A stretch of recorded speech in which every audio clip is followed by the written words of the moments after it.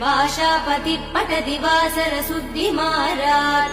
शेषाद्रिशेखर विभो तव सुप्रभातम्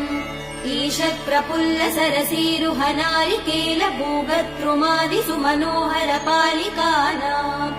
आवादिमन्दमनिलः सह दिव्यगन्धैः शेषाद्रिशेखर विभो तव सुप्रभातम् उन्मील्य नेत्रयुगमुत्तम पञ्चरस्ताः पात्रावशिष्ट कदलीफलपायसानि भुक्त्वा सलीलमतकेळि सुखा पठन्ति शेषाद्रिशेखर विभो तव सुप्रभातम् तन्त्री प्रकर्ष मधुरस्वनया विपञ्च्या गायत्यनन्तचरितम् तव नारदोऽपि भाषा समक्रम सकृत्करचार रम्यम् शेषाद्रिशेखर विभो तव